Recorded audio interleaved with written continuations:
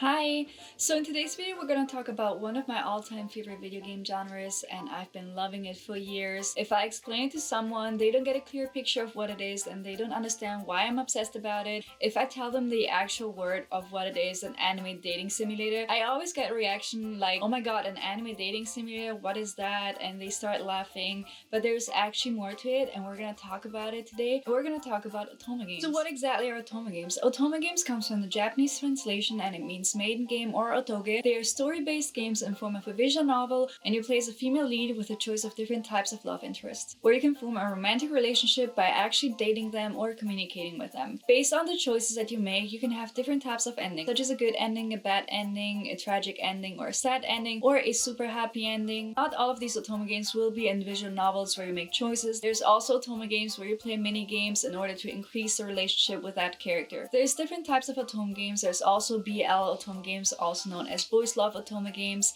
and right now they don't have any English translation of it. They only have them in Japanese, but I hope one day they're gonna have them here too. So I always get the question of why are otome games so special? The special thing about otome games is that basically you create a special bond with a character of your choice based on the personality. You have different types of love interests, such as the sweetheart, the tsundere, the shy one, or the goofball, and you get adventurous and diverse storylines of each individual that you're romancing. Another beautiful thing that I like is that you get amazing CGs based on the moments that you're living with that character, and that you get amazing voice acting, maybe of one of your favorite anime voice actors. If you want to be in a glass case of emotion, otome games will definitely not disappoint you. I've been there, I cried a lot, I laughed a lot, I felt betrayed by the character. I never thought in my life that an anime character could actually affect me that much, because I always thought it's like, okay, it's only the main character first that is being affected because you're playing as the main character. Since you're creating a special bond with a character and you're getting to know the character, you kind of feel affected by their behavior too, and you feel a lot of different emotions while playing. So to start with otome games, I always recommend you to start with a short series that is already there. Don't get a mobile app because it's gonna be really expensive at one point, since you have to pay for some storylines and for some games.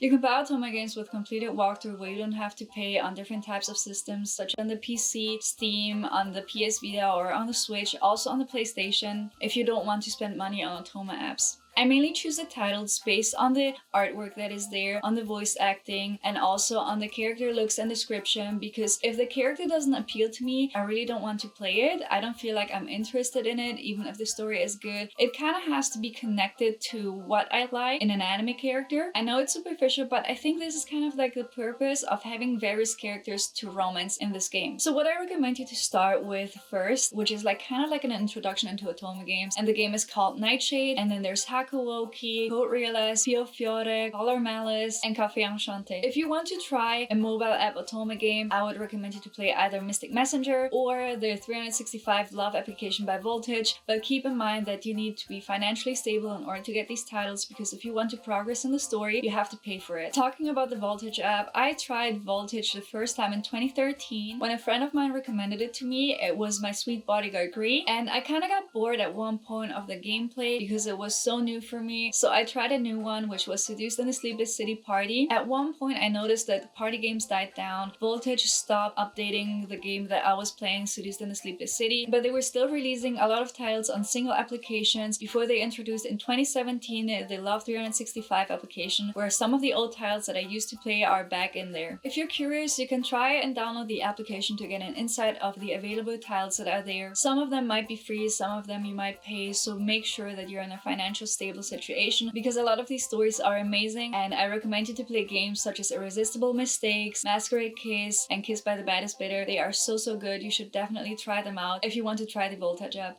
I hope you enjoyed the video and my explanation on otome games. Let me know in the comment down below which one is your favorite otome title, and if you would ever try that out. Like and subscribe to my channel, and don't forget me to follow on Instagram, Twitter, and Twitch. I'll see you in the next video. Thank you so much for watching. Bye! Thanks for watching!